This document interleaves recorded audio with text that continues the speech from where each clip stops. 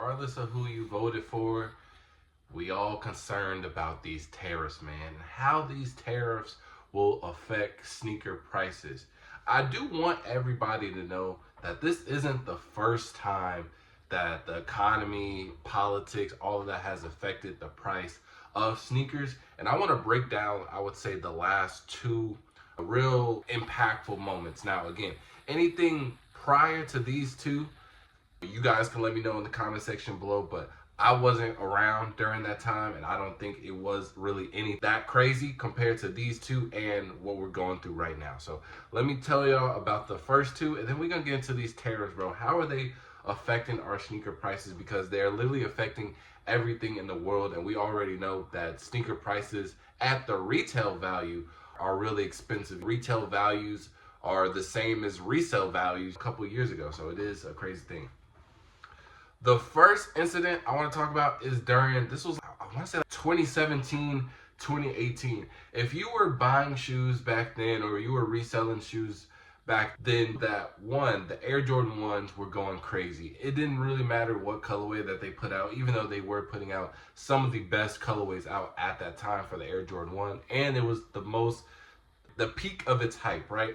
But if you were into reselling, or you just pay attention to the market because maybe you missed out and you're trying to get your size, you would know that the most profitable sizes were all of grade school and sizes 7.5 to 9.5. And we call those bay sizes. Now you might be thinking, why are the best prices, especially compared to now when we usually see the bigger sizes like 13 and 14, the more expensive sizes? Well, it was because we all know that in China, and they are big into the streetwear fashion. So what a lot of them would do was that they would send people out here to America and basically have like these soldiers participating in all these releases, and then they would go send them back to their country, or they would just have, a guy, seller, whatever, just sending them mass amount of products toward their countries, because they were able to sell it, one, way more expensive than us, and like way faster because way more people in their countries. So it's already overpopulated. So just think about our country. It's, normally regulated amount of people that we have, and there are a lot of people still missing out on releases. So just imagine a country where their population is literally over capacity and they're still trying to fight for shoe releases, So they were a lot of money until there was a law that banned the exports from the United States to China. So it basically blocked off our communication, and literally after that, we kind of saw like a change. So all those grade sizes, all those smaller sizes, those weren't the money makers anymore. It basically shifted into what's more popular and what's harder to get. So that's why now we have more of a shift towards bigger sizes like 12, 13, 14 being expensive versus, the smaller sizes, anywhere between 7.5 to 9.5. Those in today's days are usually the less profitable, in most cases. That was the one, more so resale prices more than anything. But again, if you're missing these releases, that is, good knowledge then, and obviously now as well. And then the second time, I think we are all familiar with this, is COVID. That was a lot of things, right? Trump was pumping the stimmies. Everybody was getting what? I think it was like $2,000, Then we had PPP loans. So there was a lot of money flowing into the economy, and a lot of money on top of the fact that we were in a pandemic. So there was a time where people were just stuck in their houses, not being able to do anything. So they were just purchasing anything and everything just to feel something. So, and on top of the fact, TikTok was blowing up at the time too, making sneakers a trend. So a lot of that just positive impact on the economy. That's why we had one of the biggest resale booms during that 2021 year, because it was trending. Everybody had money to spend, and people were deprived from spending money. And so all of those affected the sneaker community very, very well. And now the last 2 years, we've seen inflation has gone up. During these times, no one really wants to spend money on a sneaker because it's not a necessity. push come to not, Jordan to survive. You can get something that pay less. So that kind of just affected it, on top of the fact of a whole lot of stuff with Jordan, Nike not doing their job. But now we're going to be talking into the tariffs, bro, because the tariffs are crazy. Some of these new tariffs go all the way up to 49%. So if you're not familiar with a tariff is basically, should, bro, about the Boston Tea Party in school, bro. But it's basically anything that's coming us, we extra percentage on it. So whatever it is, here's an extra 50%. Here's an extra 60%. So that's really hard on a lot of companies because we get other places. So one of the main that we get are is in Vietnam, right? And they were people that went up with 46% increase. And so to break it down, because a lot of people are thinking, dang, like how much is ours gonna cost now? So let's just say they retail for it for $190. Like that's what we pay. They're not gonna increase that price by 46%. Because tariffs, they're not on like the original marketing, on the cost of how to sell. So it only costs Jordan $20 to get these Jordans from Vietnam, right? So that 46% increase, it'll be like $9 and some change. It'll be $29 and some change that Jordan would have to pay for. So that's their increase. Now it's on Jordan to pick and choose and want to increase the price to not mess up their margins. And this is very, I will say already, a lot of these brands are taking a hit. Nike stock dropped 13%, Adidas dropped 10%, Puma 11%, and Asics 11%. So all of our brands, is not just going to be Nike, it's going to be basically all our brands. All of our brands, if not all of them, right, are getting their products from some other country. We, as the US, we not typically the country to be making stuff, right? We can buy, what I'm saying, not area, we're not making just like products and stuff. That's like China, Vietnam, things like, but these are the countries that are getting hit with the big tariff. So what needs to happen? Price to go up, price to go down, or price to stay the same? Honestly, it is all in the hands of, like I said, the brand. Do they want to their price to make their margins good? And honestly, they already do that on their own, right?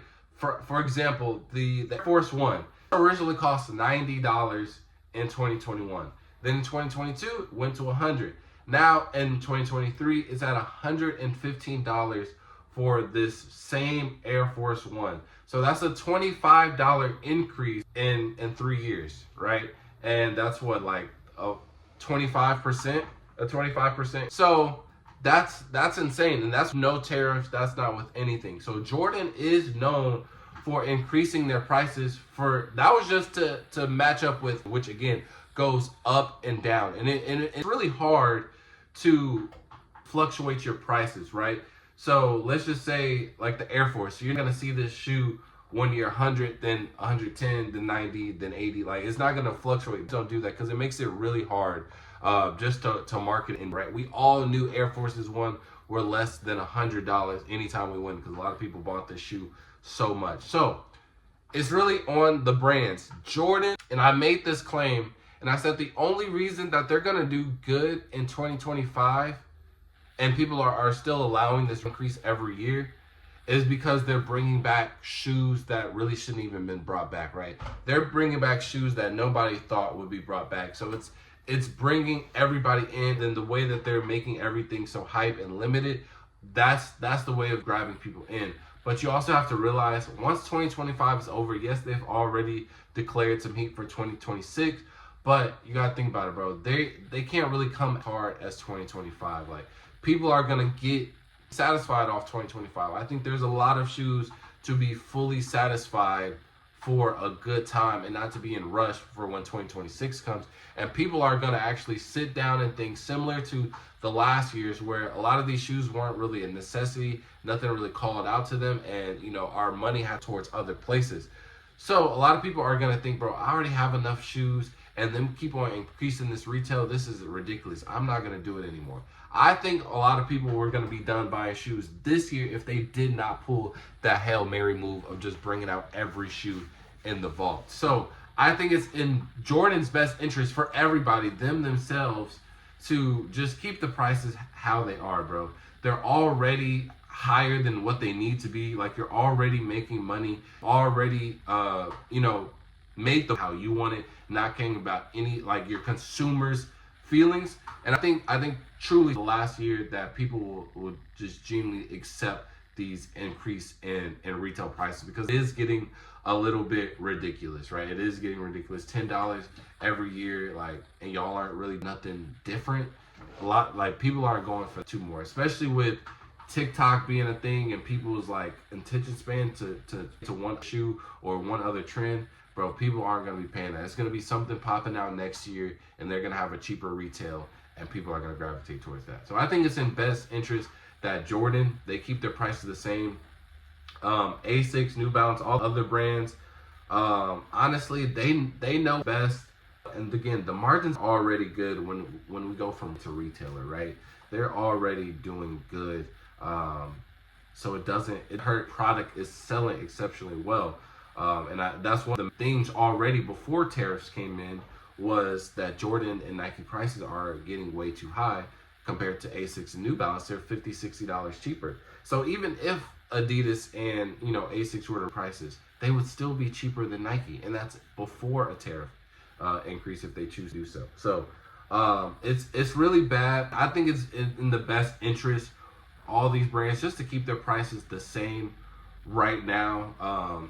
Obviously they're with the other country and this and that, just to be the, take the ego hit, just keep it the same, and then you have more customers, bro. You'll have more customers, so then it evens out the profit or the. And to be honest, I've been following the whole situation with Trump, the tariffs, things like that. I've been trying to get into my investor bag, make a cool little earning. You feel what I'm saying? But just peeping game, Trump, he's being super petty, bro. The only reason he's doing these tariffs is basically to try and get everybody on board to what he got to say. And if it ain't his saying, then he taxing you. And if you ain't going with it, then basically going to a tax off war. So he's basically he's being petty, and he gonna see who gonna fall for it. And honestly, it's been working. So I can't even get mad at folks. But that's the reason he's doing it. But I'm saying all this because there is a high chance of him to take back some of these tariffs, because he's only doing it just to get these countries to comply. So he's already implemented tariffs and took them away in the same week. So there's a chance that these tariffs might not even stick. That's why I said I think it's in the brand's best interest just to leave the prices how they are.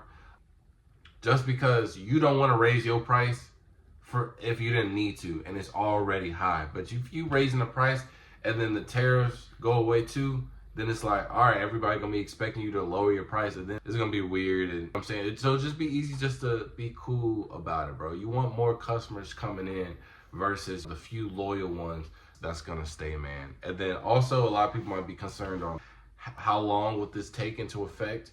Bro, they could change it literally tomorrow, bro. But honestly, I think they will wait till the start of the next quarter.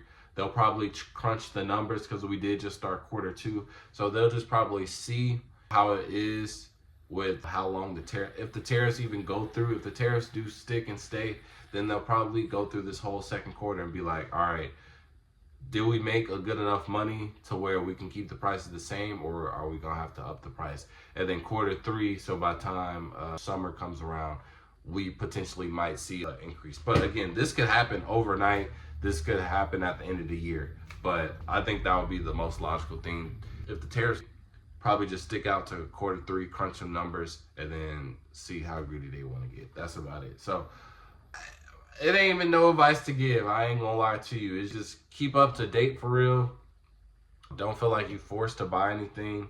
And then just be, I guess, mindful of your spending, bro. I know 2023 and 2024, that has helped me, because I was buying a lot of shoes that aren't necessary. I was just buying them just to buy them, just to feel something. So with them purposely holding us back, that helps you out mentally, bro. Because I got some shoes, I'm happy to admit, bro, I will that back.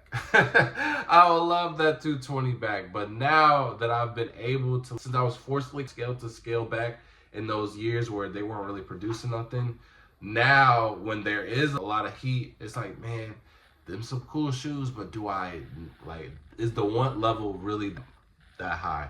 You know what I'm saying? So, I would say that's my only positive advice, bro. And it'll help you potentially put that money, make some money. You dig what I'm saying? So, let me know how y'all feel about these tariffs, man. Don't get too political in the comments because I could really care less. But other than that, man, fall out. Peace.